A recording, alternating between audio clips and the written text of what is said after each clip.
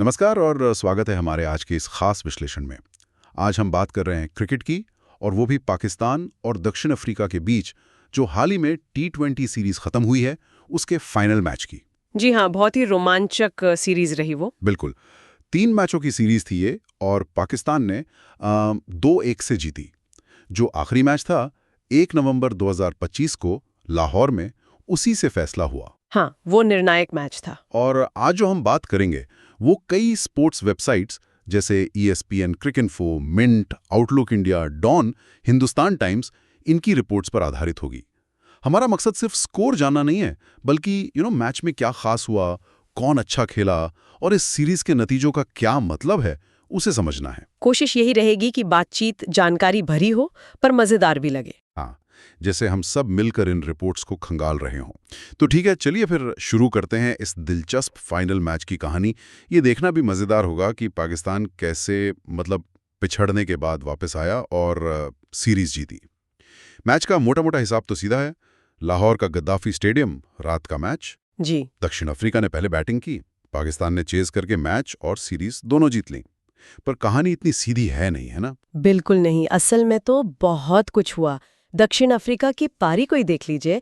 20 over खेले, 9 wicket गिरे और रन बने सिर्फ 139। हाँ, 139 तो T20 के हिसाब से कम है। बहुत कम। स्कोर तो ये है, लेकिन कहानी तो शुरू हुई थी उनकी पारी की शुरुआती गेंदों से ही।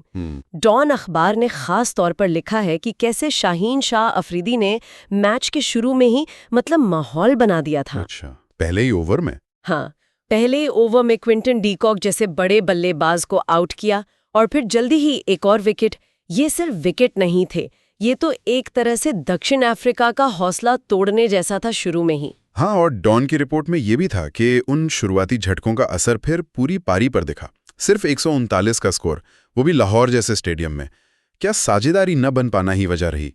हाँ, मुख्य वजह तो वही थी। कई रिपोर्ट्स में ये बात आई है। बल्लेबाजों ने कोशिश तो की, जैसे रीजा हेंड्रिक्स ने, फिर डेविड मिलर ने भी कुछ देर टिकने की कोशिश की, लेकिन विकेट गिरते रहे लगातार। कोई बड़ी पार्टनरशिप बनी ही नहीं पाई। ESPN क्रिकइन्फो के एनालिसिस में ये भी था कि कुछ शॉट सिलेक्शन भी शायद दबाव में ठीक नहीं थे, वो लय ही नहीं पकड़ पाए कभी। यानी शाहीन का शुरुआती दबाव और फिर लगातार विकेट्स, उससे वो उभर ही नहीं सके। अच्छा, अब आते हैं पाकिस्तान की पारी पर। 140 का टारगेट वैसे तो बहुत ज्यादा नहीं लगता T20 में। नहीं लगता, हाँ। लेकिन फाइनल मैच का दबाव अलग होता है। पाकिस्तान ने इसे 19 ओवर में 6 विकेट खोकर बना लिया। मिंट की रिपोर्ट कहती है कि अंत में आराम से जीत गए, पर क्या ये उतना आसान था शुरू से? देखिए, अंत में शायद आसान लगा हो, लेकिन बीच में कुछ मुश्किल मोड़ जरूर आए थे। ओपनर्स ने, खासकर मोहम्मद रिजवान ने तेज शुरुआत दी थी, उससे रन रेट का प्रेशर थोड़ा कम हुआ शुरू में। हाँ। लेकिन जो असली कहानी थी, जैसा हिंदुस्तान टाइम्स और डॉन दोनों ने लिखा है, वो बाबर आजम के आसपास घूमती है। बाबर आजम 47 गेंद पर 68 रन, ये आंकड़े तो ठीक हैं, पर उस वक्त उनकी पारी कितनी जरूरी थी? हिंदुस्तान टाइम्स ने तो इसे कप्तान की पारी कहा है। बिल्कुल सही कहा। ये सिर्फ रन नहीं थे, ये वो पारी थी जिसने दबाव को सोख लिया। जब दूसरे एंड से विकेट गिर रहे थे, बीच के ओवरों में पाकिस्तान ने जल्दी जल्दी कुछ विकेट खो दिए थे, जिससे थोड़ी टेंशन तो हुई होगी। तब बाबर एक छोर पर खड़े रहे। अच्छा। डॉन ने लिखा कि उन्होंने न सिर्फ रन बनाए बल्कि पारी को संभाले भी रखा। ये देखा कि रन रेट हाथ से ना जाए। उनका तजुर्बा, उनका संयम, वो साफ दिखा। ये वो पारी थी जिसने टीम को बिखरने से बचा लिया। तो एक तरफ बाबर का टिके रहना और दूसरी तरफ शायद मध्य क्रम के बल्लेबाजों का जरूरत के वक्त साथ देना। मिंट की रिपोर्ट में मिडिल ऑर्डर के योगदान का भी जिक्र है, जैसे इफ्तिखार या खुशदिल की छोटी मगर अहम पारियां। हाँ बिल्कुल, जिन्होंने बाबर का साथ दिया और रन रेट को गिरने नहीं दिया। तो ये सिर्फ बाबर की पारी नहीं थी, बल्कि एक टीम एफर्ट था जिसमें हीरो बाबर बने। सही। और यहीं पर एक और बात आती है जिस पर आउटलुक इंडिया ने इशारा किया है, मैच की कंडीशंस। हाँ। क्या मतलब? लाहौर में रात के मैच में अक्सर ओस, ड्यू फैक्टर, वो काफी अहम हो जाता है। हाँ, ओस का फैक्टर। तो आउटलुक इंडिया ने क्या कहा? इसने खेल पर कितना असर डाला? रिपोर्ट में ये अंदाजा लगाया गया है कि दूसरी पारी में, जब पाकिस्तान बैटिंग कर रहा था, ओस की वजह से शायद गेंदबाजी थोड़ी मुश्किल हो गई हो। गेंद गीली हो जाती है, स्पिनर्स को ग्रिप में दिक्कत आती है, तेज गेंदबाजों के लिए भी कंट्रोल करना थोड़ा मुश्किल होता है। अच्छा। और शायद बल्ले पर गेंद बेहतर आ रही थी, अब ये कहना तो मुश्किल है कि कितना बड़ा फैक्टर था ये, पर हाँ, ये एक पहलू जरूर था जिसने शायद चेज करने वाली टीम की थोड़ी मदद की हो। ये तो खेल का हिस्सा है, खासकर यहाँ रात के मैचों में। ये दिलचस्प है। कंडीशंस का असर तो हमेशा ही बहस का विषय रहता है। चलिए अब उन खिलाड़ियों पर फोकस करते हैं जिनका प्रदर्शन सबसे खास रहा, सबसे निर्णायक। बाबर आजम के 68 रन की बात तो हमने की, डॉन ने उसे मैच का टर्निंग पॉइंट भी माना है, और गेंदबाजी में शाहीन अफरीदी का नाम बार बार आ रहा है। और आना भी जाए, उनके आंकड़े देखिए, 3 विकेट सिर्फ 26 रन देकर, ये तो शानदार हैं ही। लेकिन जैसा डॉन ने एनालाइज किया, आंकड़ों से ज्यादा जरूरी था उन विकेटों का वक्त और उनका असर। हाँ, ये बात तो है। पहले ओवर में डीकॉक का विकेट लेना किसी भी टीम के प्लान को हिला देता है। उनके उस शुरुआती स्पेल ने ही दक्षिण अफ्रीका को बैकफुट पर डाल दिया था, जिससे वो पूरी पारी में उबर ही नहीं पाए।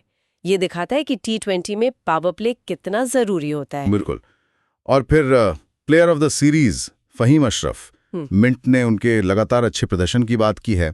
उनके बारे में क्या खास था इस सीरीज में? मिंट की रिपोर्ट के हिसाब से फहीम अशरफ का रोल एक ऑलराउंडर का तो है ही, लेकिन इस सीरीज में खासकर उनकी गेंदबाजी वो बहुत किफायती और असरदार रहीं। उन्होंने बीच के ओवरों में रन रोके और जब जरूरत पड़ी तो विकेट भी लिए।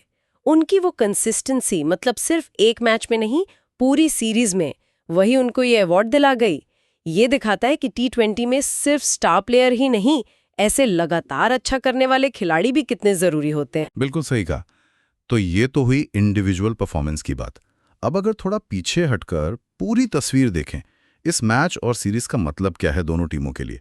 आपने पाकिस्तान के जुझारूपन की बात की थी। हाँ, अगर हम इसे बड़ी तस्वीर से जोड़ें तो पाकिस्तान का सीरीज में 0-1 से पीछे होना और फिर वापसी करके फाइनल मैच जीतना, वो भी दबाव में, ये उनकी मेंटल स्ट्रेंथ दिखाता है। कई रिपोर्ट्स में ये कहा गया है कि टीम ने मुश्किल वक्त में हौसला नहीं हारा। घर पर खेलने का फायदा तो होता है, पर प्रेशर में परफॉर्म करना अलग बात है। और दक्षिण अफ्रीका के लिए आपने उनकी बल्लेबाजी की चिंता बताई। क्या सोर्सेज में इस पर और भी कुछ है? हाँ, लगभग सभी रिपोर्ट्स में दक्षिण अफ्रीका की बैटिंग एक बड़ी चिंता बनकर उभरी है। बात सिर्फ पार्टनरशिप न बनने की नहीं है, बल्कि प्रेशर में बिखर जाने की आदत सी दिख रही है। ESPN क्रिकेट इन्फो के एनालिसिस में ये सवाल भी था कि क्या वो अपने टैलेंटेड बल्लेबाजों का सही नंबर पर या सही रोल में इस्तेमाल कर रहे हैं। टॉप ऑर्डर जो T20 में इतना जरूरी है, वो लगातार अच्छी शुरुआत नहीं दे पाया। फिर डेविड मिलर जैसे अनुभवी खिलाड़ी पर बहुत ज्यादा दबाव आ जाता है। उन्हें यकीनन इस बारे में गंभीरता से सोचना होगा, शायद कुछ स्ट्रैटेजी बदलनी पड़े। ये वाकई उनके लिए सोचने की बात है। दूसरी तरफ पाकिस्तान के लिए बाबर आजम का फॉर्म में लौटना, ये कितनी बड़ी राहत है? ओह, बहुत बड़ी राहत। बाबर सिर्फ कप्तान नहीं है, वो टीम के मेन बैट्समैन हैं। हिंदुस्तान टाइम्स ने इसे पाकिस्तान के लिए सबसे बड़ा पॉजिटिव बताया है। उनका फॉर्म में होना, वो भी एक फाइनल मैच में चेस करते हुए 50 बनाना, ये पूरी टीम का कॉन्फिडेंस बढ़ाता है। आगे आने वाले टूर्नामेंट्स के लिए ये बहुत अच्छा साइन है। और घर में जीतने का महत्व, क्या सिर्फ कॉन्फिडेंस की बात है या कुछ और भी? कॉन्फिडेंस तो है ही, लेकिन डॉन और कुछ और पाकिस्तानी रिपोर्ट्स ने इसे घरेलू फैंस के लिए भी एक बड़ी जीत बताया है। अपने ग्राउंड पर अपने लोगों के सामने सीरीज जीतना हमेशा खास होता है। ये टीम और फैंस के बीच का कनेक्शन भी मजबूत करता है, और हाँ, युवा खिलाड़ियों को घर में प्रेशर झेलने का अनुभव भी मिलता है। और ये 2-1 का स्कोर, ये क्या कहता है? ये दिखाता है कि सीरीज काफी कॉम्पिटिटिव थी। ऐसा नहीं कि पाकिस्तान ने आसानी से जीत लिया। पहला मैच तो दक्षिण अफ्रीका जीता था। हाँ, सही। इसका मतलब है कि मुकाबला कड़ा था, लेकिन जो अहम मोड़ आए, खासकर आखिरी मैच में, वहां पाकिस्तान बेहतर साबित हुआ। उन्होंने वो बड़े मोमेंट्स को जीता जो अक्सर अच्छी टीमों की पहचान होती है। तो इस सब का निचोड़ क्या निकलता है? अगर हम समेटें तो पाकिस्तान ने दबाव में बढ़िया खेल दिखाया, खासकर बाबर और शाहीन के कमाल के प्रदर्शन के दम पर, और एक अहम सीरीज जीती। उनका वो जुझारूपन और घरेलू हालात का फायदा उठाना दिखा। जी बिल्कुल। और वहीं दक्षिण अफ्रीका के लिए ये सीरीज उनकी बल्लेबाजी की कमजोरियों को सामने ले आई, जिस पर उन्हें काम करना होगा। बिल्कुल।